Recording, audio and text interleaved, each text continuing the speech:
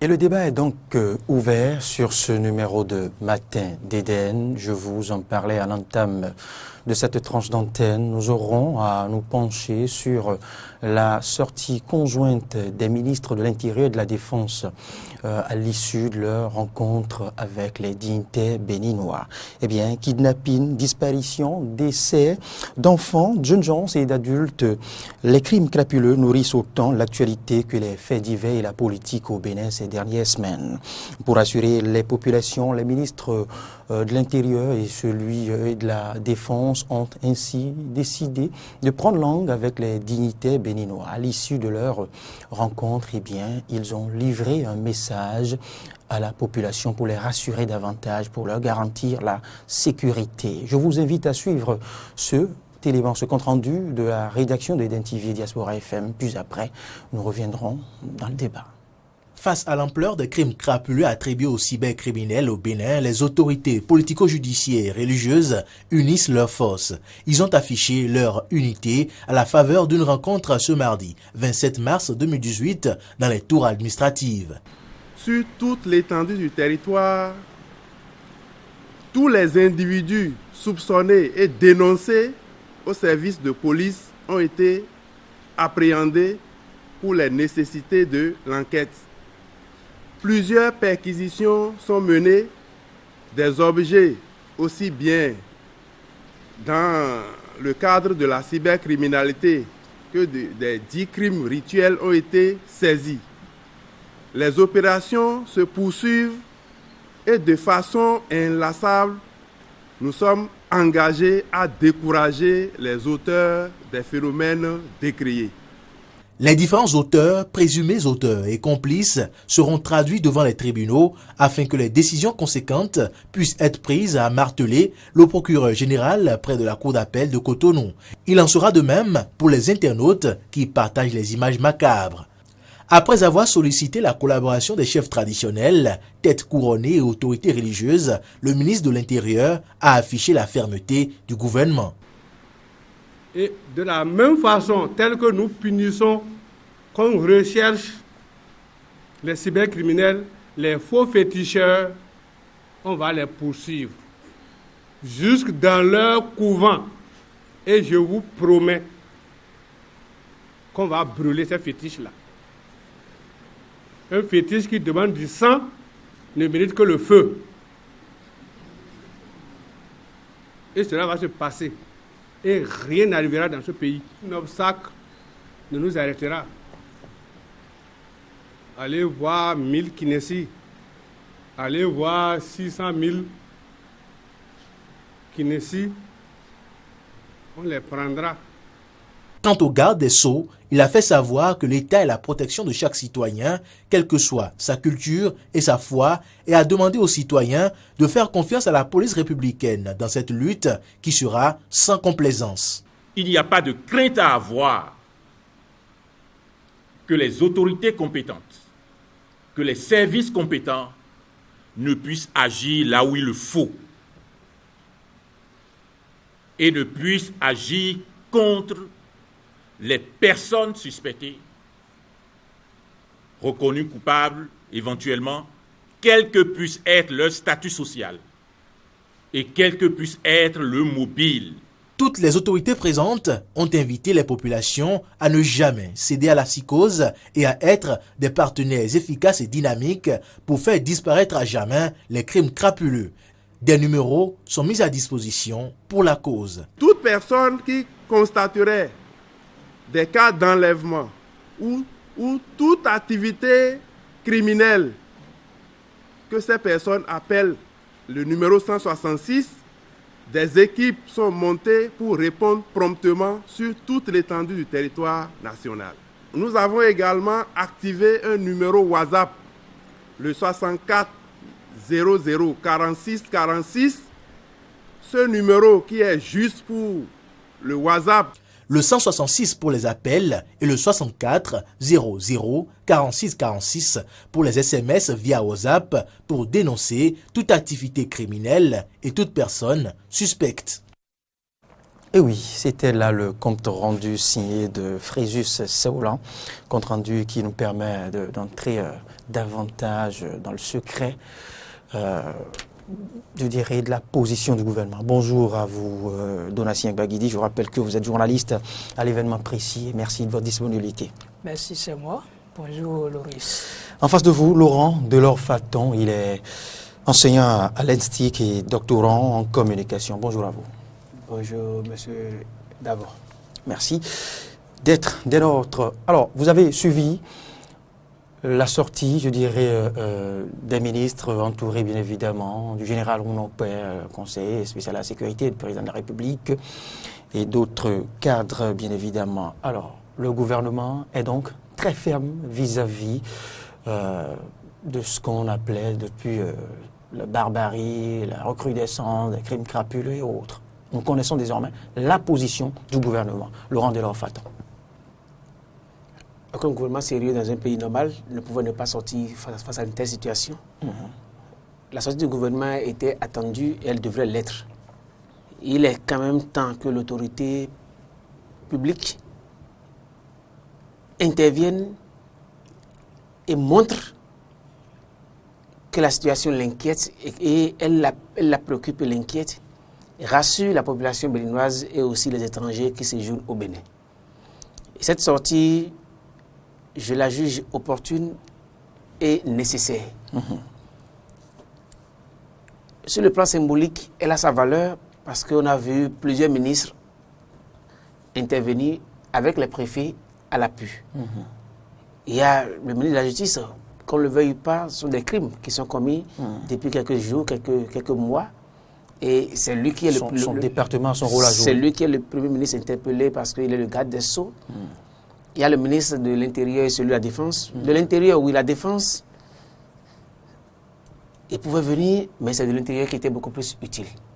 On a vu les préfets qui sont les démembrements de l'État au niveau local, au niveau des départements, et qui représentent l'autorité. Ils sont aussi venus, ils sont aussi là. Mais à côté, on a vu quand même les têtes couronnées et les dignitaires qui aujourd'hui sont incriminés, qui aujourd'hui sont interpellés par rapport à ce qui se passe, on parle des crimes rituels. C'est-à-dire que dans le fond, je dirais que c'est normal. Dans la forme, il y a beaucoup de choses à dire.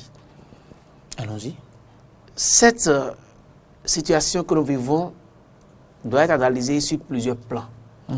Et la sortie des ministres est concentrée sur un aspect, les crimes crapuleux dont on a parlé, les crimes rituels. Alors que ce que nous vivons pose trois problèmes essentiels. Il y a le problème de la cybercriminalité qu'il faut mettre carrément à part. Il y a le problème des crimes rituels, des sacrifices rituels qu'il faut mettre à part. Il y a le problème du Kénési qu'il faut mettre à part. Mais apparemment, toute la lutte qu'on a déclenchée, c'est juste parce qu'il y a eu des crimes. Et c'est comme si avant, au moment où il n'y avait pas de sacrifices humains, c'est comme si la cybercriminalité était quelque chose de normal. Parce qu'on n'a jamais vu. Non, les autorités ne l'ont pas dit. Il y a on n'a jamais vu. On n'a jamais aussi vu visible de manière ferme. qu'actuellement. Je ne sais pas faire de gouvernement en place. On n'a jamais vu de manière ferme, avec des moyens conséquents, une lutte contre la cybercriminalité. Alors que tout vient de là. Le vrai problème qui se pose, c'est le problème de la cybercriminalité qui a pris des ampleurs qui aujourd'hui inquiètent tout le monde. Mais en réalité, personne ne devrait quand même s'inquiéter. Parce que le phénomène, on l'a vu naître, on l'a vu grandir. Et tout le monde sait qu'à un moment donné, il devait exploser. Et aujourd'hui, nous sommes pratiquement à l'explosion du phénomène. Et chacun de nous doit être quand même responsable. Mais les cybercriminels ont toujours été interpellés par le passé. Je dis, on n'a jamais mené une lutte contre eux de manière ferme et féroce. On les connaît tous, ils circulent partout, tout le monde les voit, on sait ce qu'ils font. Et ce n'est pas seulement les menus frétés. La cybercriminalité a atteint une proportion inquiétante dans le pays, où même des acteurs de niveau donné, ils sont impliqués. Et si on veut analyser le phénomène, j'aurais voulu qu'on prenne beaucoup plus de hauteur et qu'on ne se contente pas du spectacle. Parce qu'on risque de tomber dans le spectacle et négliger l'essentiel de la lutte à faire. Alors que cette lutte devait être faite sur beaucoup de plans, avec beaucoup de circonceptions et avec beaucoup d'acteurs impliqués. Ceux qui étaient là hier n'étaient que les acteurs de façade. Ah non. Il y a d'autres acteurs qu'il faut impliquer dans la lutte. Parce que je le dis, c'est 3 problèmes différents. Et il faut qu'on interroge chacun des problèmes. Aujourd'hui, tout le monde a tendance à incriminer le vaudou Kenessi, qui n'est en aucune manière le coupable. Kenessi est aussi une victime de cette situation que nous vivons aujourd'hui. Et de toutes les religions du monde entier, dans toutes les religions, il y a toujours des pratiques, je dirais, démoniaques, que ce soit dans l'islam, que ce soit dans le christianisme et autres. Les individus, les hommes, prennent toujours les religions pour satisfaire, pour assouvir des fins machiavéliques, des fins diaboliques. Des gens prendront les sommes. Pas celles que vous avez citées. Les gens prendront les sommes. Pas ces religions. Les gens prendront les sommes pour faire des sacrifices humains. Les gens prendront les sommes pour faire des sacrifices humains afin d'avoir de l'argent et autres, et le pouvoir. Les gens prendront les sourates, le Coran, pour pouvoir faire les sacrifices humains, pour avoir de l'argent et le pouvoir. Là, ce sont les malhonnêtes. Ça veut dire ce ne sont pas les vrais chrétiens, ce ne sont pas les vrais islamistes. Ce n'est pas fait de vrais les vrais musulmans. Ou de bons. Ce qui se passe aujourd'hui par rapport à Kenessi n'est qu'une situation contextuelle. Le Kenessi, comme les autres vaudous, ont leur place dans une société. Et ce n'est pas le Kenessi qui est question des questions de place sociale. On va revenir sur le cas Kenessi. Continuons à nous intéresser encore, allons apprécier la position, la posture du gouvernement, la fermeté affichée par le gouvernement. Donatien Ouaguidi. Merci Loris. Je pense que nous allons d'abord nous intéresser aux faits. Les faits sont tels que, il y a quelque temps, disons environ 1 an, il y a quand même eu des cas où on a vu des enfants qui sont égorgés, des gens qu'on a arrêtés avec des têtes humaines et qui, pour finir, disent que ils l'ont fait dans le but d'aller offrir à un fétiche qui demande du sang. Il y a des gens qu'on a arrêtés aussi bien dans les environs d'Abomey et Calavi. Il y a également partout d'ailleurs. Des gens qu'on a arrêtés au niveau de Agbanzoum, qui eux tous donnent des témoignages qui convergent au fait que c'est un fétiche qui réclame ce sang-là. Et lorsqu'on parle de fétiche, vous n'êtes pas sans savoir que dans le lot, il y a des gens qui disent que ce sont qui se disent non, et dont les couvents ont été démolis à la recherche de ce fétiche-là qui demande du sang. Et à la surprise générale, ceux qui se sont introduits dans ce couvent-là, ont découvert des têtes humaines, des organes humains. L'intéressé a été arrêté. Par rapport à ça, je crois que ça interpelle déjà ceux-là qu'on doit. Ceux-là qu'on doit, ce sont les gardiens de nos traditions, les dignitaires, les Rounon, qui sont dans certains parmi eux, ou des faux qui se proclament en leur nom comme des Rounon. Ça donne à cette sale besogne en tuant des êtres humains pour sacrifier pour des desseins inavoués. En tuant ou en commanditant? En commanditant. Dans ces conditions-là, est-ce qu'un gouvernement responsable va se taire et observer? Lorsqu'il va se taire et observer, ce qui arrive souvent, c'est que les populations, lorsqu'elles sont dépassées, lorsqu'elles estiment qu'elles sont délaissées par ceux qui sont investis des pouvoirs pour pouvoir les protéger, elles prennent leurs responsabilités. Et dans ce cas-là, ce à quoi nous assistons souvent, c'est la vindicte populaire. Et vous n'êtes pas sans savoir que dans cette histoire, il y a déjà des gens qui ont été brûlés. On ne sait rien de leur culpabilité. Des présumés coupables. Des présumés coupables qu'on a pris. Qui ont subi, la foudre des populations.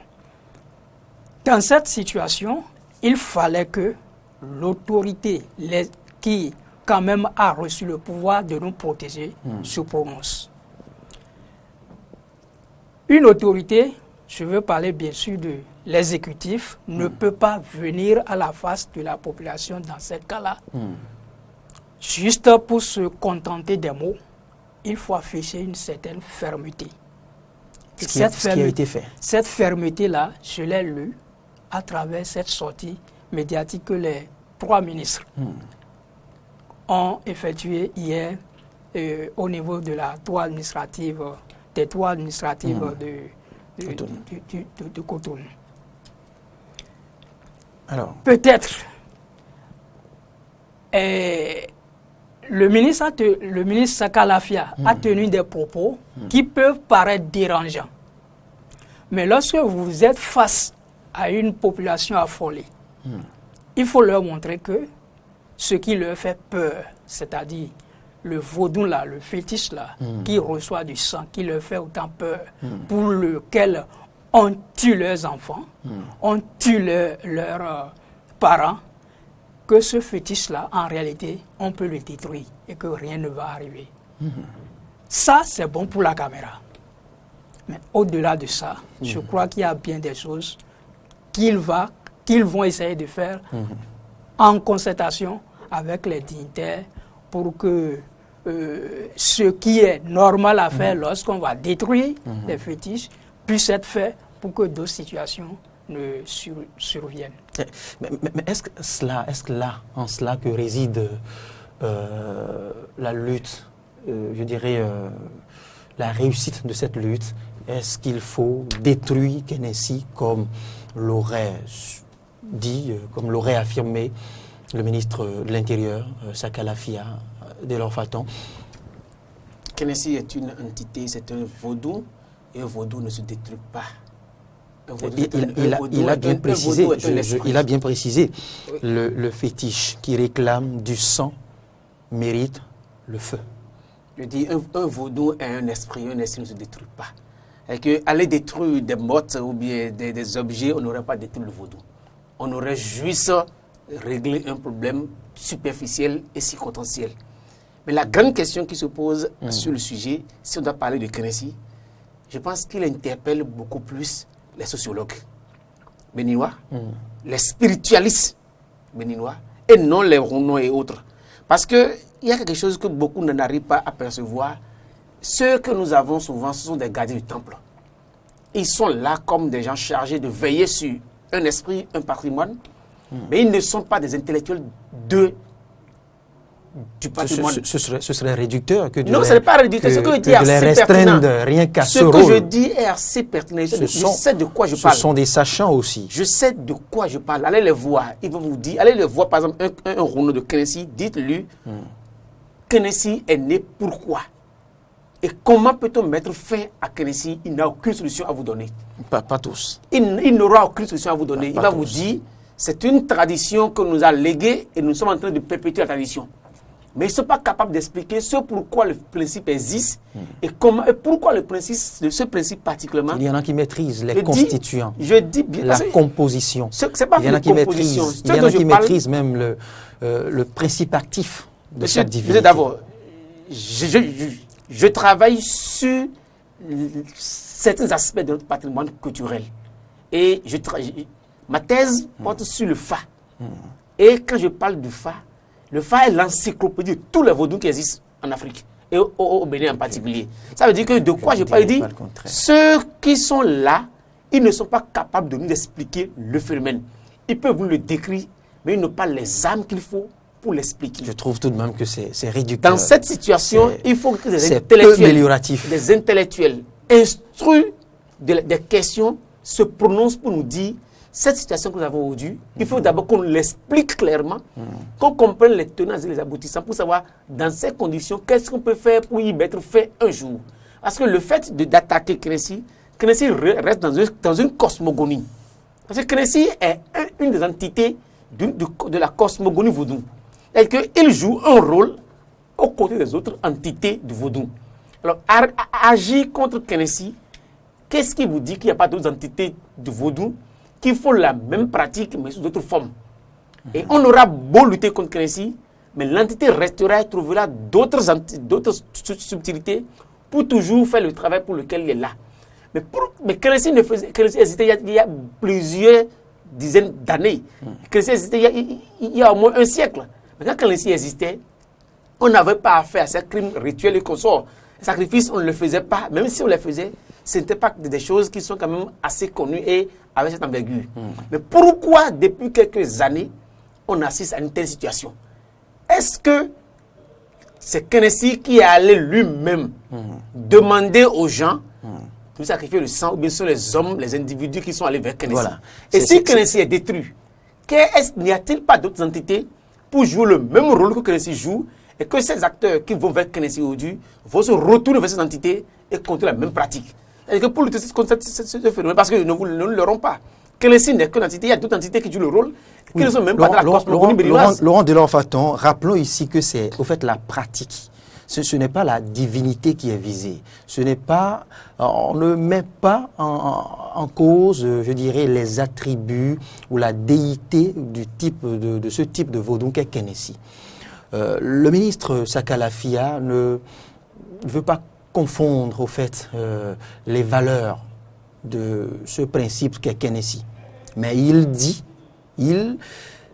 se ligue contre, je dirais, ces faux, je dirais, prêtres de Kenessi ou ces faux Kenessi. Et il a bien précisé que le fétiche qui réclame du sang. Maintenant, il faut remonter à la source pour voir si ce vaudou Kenessi ne consomme que du sang. Il faut voir si c'est vraiment la pratique qu'il faut pour entretenir Kenessi. Laurent Delors-Faton. Monsieur Loris, c'est très important. Je suis entièrement d'accord avec ce que vous dites. Sinon, mal exposé, on va penser que le ministre est contre Kenessi. Non. Je dis les faux rounots. Mais la pratique. Il y a les faux imams. Cette pratique. Il y a les faux pasteurs. Malsaine. Il y a les faux imams, il y a les faux pasteurs. Il y a du faux partout. Et ce que je dis, ne pensons pas. La question ne se pose pas au niveau de Kenessi. La question se pose au niveau de la société. À un moment donné, depuis une quinzaine d'années, on a érigé l'argent facile en norme dans la société. Et tout le monde veut avoir l'argent facile. Et il est question, les gens sont capables de faire n'importe quoi pour avoir l'argent facile. Si aujourd'hui, c'est à cause de ces Kenessi qui les aident à avoir, quand on aura agi, quand on les aura détournés du Kenessi, ils iront chercher d'autres entités. Parce que dans la sous-région, il y a d'autres entités qui font le même boulot et qui donnent les mêmes résultats. Sans que et le gouvernement manifestera ça, la même fermeté face à ces divinités, face à ces autres divinités. Ce n'est pas contre les divinités qu'il faut lutter. Il faut lutter contre l'origine du mal. Pourquoi la pratique? Non, pas la pratique. Oui, la pratique malsaine qui consiste à entretenir cette divinité. L'argent facile est devenu la norme. Pourquoi ce n'est que ceux qui ont l'argent facile qui sont considérés dans la société béninoise? Pourquoi ceux qui ont l'argent facile sont ceux qui sont promus dans la société béninoise? Pourquoi désormais les gens qui travaillent honnêtement, les gens qui sont intègres n'ont pas leur place dans la société béninoise et ne sont pas valorisés. Parce que depuis environ 15 ans, ce n'est que ceux qui ont l'argent facile qui sont promus, qui sont appréciés et qui sont au devant de la scène. Ce n'est que qu'on voit. Et les jeunes qui est là, qui observent, disent celui-là il a volé, c'est lui qu'on fait la promotion. Celui-là on ne sait pas d'où il a l'argent, c'est lui qui fait la promotion. Lui aussi a envie de le faire. Et à côté, quelqu'un lui dit, mon frère, si tu as envie de le faire, j'ai quelque chose à te proposer pour y arriver. Et que la lutte serait judiciaire. Aujourd'hui, la fermeté, elle est bonne, il faut la faire. Mais la lutte serait réussie quand on aura découragé cette course effrénée à la facile. Quand on a commencé par dégager de la scène publique, de la scène médiatique, c'est ceux qui se sont promus par la majorité, par l'argent facile. Quand on aura découragé ceux-là, quand on aura exclu de la scène médiatique, de la scène publique, la lutte sera une lutte réussie. Les rares qui ont des dettes de sang, mais qui sont promus et célébrés au rang des... Ce n'est que ça qu'on a aujourd'hui, malheureusement. Ce n'est que ceux-là qu'on voit, ceux-là qu'on peut faire aujourd'hui. Il y a quelques rares. Ce n'est que ceux-là qu'on voit beaucoup plus. Si on ferait un débat sur ça, vous verrez que aujourd'hui, c'est ceux qui volent, ceux qui sont malhonnêtes qu'on fait la promotion de ce pays. Il n'y a pas que les malhonnêtes qui sont ici au pinacle de la scène politique. Donatien Guaguidi. Je pense que, autant que nous sommes sur ce plateau, en tout cas, je parle de moi, je pense que nous ne sommes pas qualifiés pour parler de Kenessi, en réalité. C'est pourquoi moi, je préfère me référer aux faits. Le docteur semble s'écarter un peu des faits. Je pense que ceux-là qui sont indexés aujourd'hui, ceux-là que nous appelons les gaimen, ceux-là que nous appelons des cybercriminels, je crois que c'est eux-mêmes, avec des perquisitions opérées dans leur maison, qui ont révélé que pour prospérer dans leurs affaires là, ils ont besoin du sang humain à ce fétiche là qu'ils appellent Keneshi. Et par rapport à ça, je trouve quand même nécessaire que l'on revienne quand même aux fondamentaux. C'est-à-dire quoi? Voilà ce que les mises en cause même, voilà ce qu'ils disent de ce fétiche. Et ils disent que pour qu'eux, ils puissent prospérer dans leurs affaires, escroquerie et tout ça, il faut qu'ils trouvent du sang humain à donner à ce fétiche. Que fait-on alors de ce fétiche? C'est toute la question. Moi, je me réjouis parfois parce que de ma position de journaliste spécial des questions des arts et de la culture, j'ai quand même essayé de m'approcher d'un certain nombre de personnes pour comprendre en réalité ce que c'est que le Keneshi. De mes informations reçues, il est vrai que depuis le temps des royaumes, il y a un certain nombre de rois pour se doter de... Je parle bien des propos rapportés. Je ne suis pas qualifié, moi, pour parler de ça. Mais ce sont les fruits de vos investigations. De mes investigations, voilà ce qui est dit. Que à cette époque-là, il fallait que certains rois puissent s'entourer d'un certain nombre de fétiches pour garantir la longévité au trône, pour garantir, pour se protéger contre les... Pour gagner aussi les combats interroyaux. Et dans ces différents fétiches les différents fétiches là dont ils s'entourent à l'époque, il y a le Keneshi. C'est vrai. De mes investigations, il s'est révélé que le Keneshi consomme du sang. Ça, c'est une vérité indéniable. C'est un fait. Mais que, au fil des temps,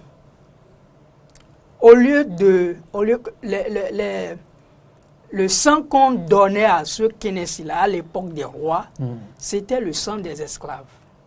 Des gens qui, dans la conquête des royaumes, qu'on prend comme des esclaves. Les butins de guerre aussi. Les butins de guerre. Ce sont ceux-là, ou bien des gens qui, après avoir commis une lourde faute au niveau du royaume, qu'on a déjà condamné, voilà, ceux-là, c'est le sang de ceux-là qu'on verse sur ce fétiche-là. Et qu'au fil des temps, il est arrivé qu'on a mis fin à ces pratiques. Et que désormais, c'est le sang des animaux qu'on déverse sur ces fétiches-là. Et au fil des temps, des années également, ce fétiche a été abandonné.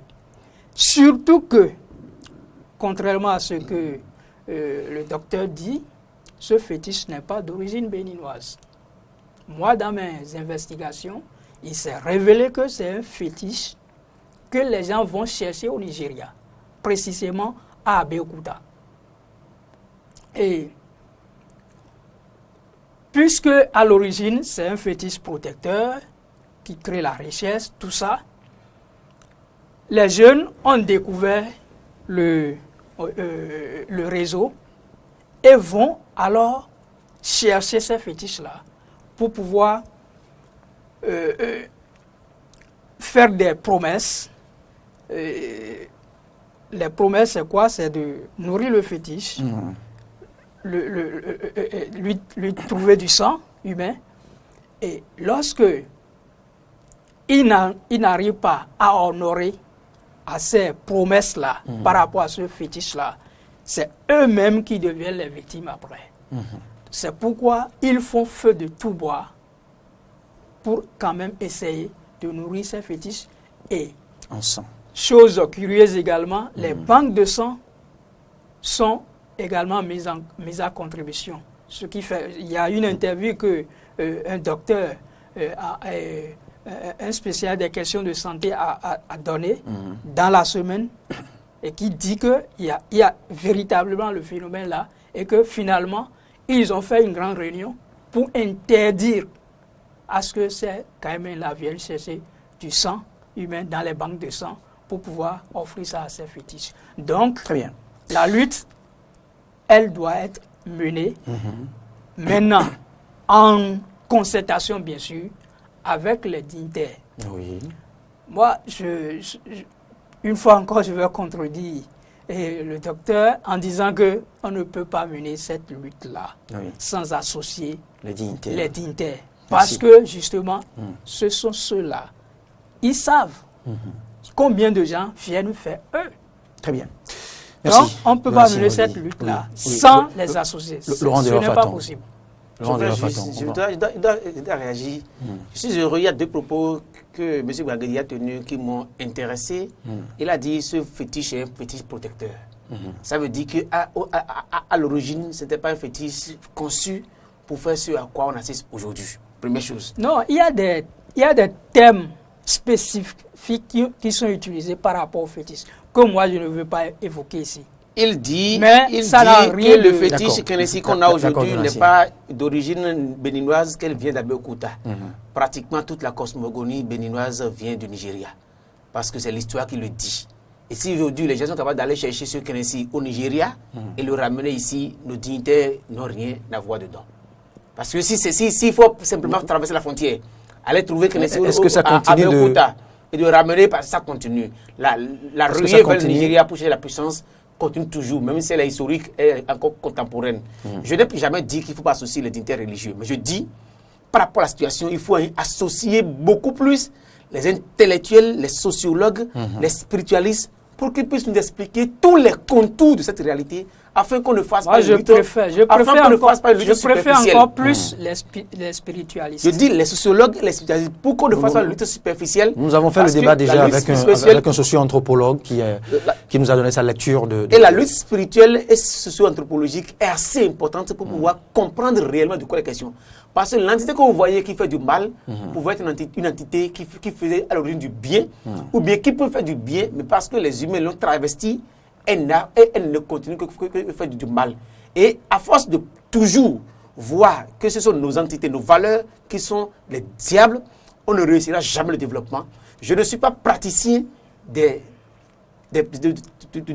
Kenessi ou bien des autres vaudous. Mais je suis un endogénéiste. Il ne faut pas encourager une valeur qui consomme du sang. Aucune valeur n'est en soi-même mauvaise ou bonne. Aucune valeur. Merci. Ça dépend simplement Merci. de ce que les humains en font. Et ce que les humains en font, qui est le plaisir. J'ai dit tantôt au départ, la Bible, les gens l'utilisent pour faire des choses diaboliques tout le temps, sans que personne ne crie gare. Le Coran, on l'utilise pour faire des choses diaboliques, pire que ce qu'on a aujourd'hui. Oui, Laurent Delors-Faton. Ayons un regard particulier sur nos valeurs et ne confondons pas les déviances d'une génération pour pouvoir y mettre toutes nos valeurs. C'est une génération qui est déviante, qui pense que l'argent facile suffit pour se faire voir, qui pense qu'il faut simplement manipuler les gens pour avoir l'argent pour être riche et s'exhiber. C'est une génération qui ne pense plus que le travail a une valeur et que l'argent, il faut se battre pour l'avoir, et quand on se bat pour l'avoir, on le dépense, on est heureux. Merci. Il faut lutter contre cette pratique au Bénin et la lutte sera gagnée. Merci. Mais je dis à dire une chose, tant que les gouvernants ne vont pas trouver l'emploi à ces jeunes qui sont désœuvrés, on aura beau lutter contre le phénomène, on n'y parviendra pas pour autant. On va y arriver. On va y arriver. Je vous souffle, Laurent Delors-Faton, le numéro vert, et qui lancera de même pour les amis téléspectateurs et auditeurs qui nous suivent sur la 102.3. Le numéro vert, c'est le 166, et le numéro WhatsApp sur lequel vous pouvez interpeller la police républicaine sur tout comportement bizarre autour de vous. C'est bien le 64 00 46 46. 64 00 46 46. Voilà, pour signaler tout comportement malsain. Donatien Guaguidi, merci, oui. Je sais que vous avez encore beaucoup à dire. C'est terminé pour ce numéro de fait croisé. On va y revenir encore. On va poursuivre le décryptage de ce phénomène des crimes crapuleux qui ont cours au Bénin par ces temps. On va y revenir demain, mais sous un autre angle. On va voir maintenant l'impact de cette lutte sur les activités, sur les restaurants et autres, l'impact de cette lutte contre les cybercriminels dans la société, surtout à Cotonou. On en parle avec d'autres débatteurs, bien évidemment. Ce ne sera plus vous. Bonne journée. Pas de souci.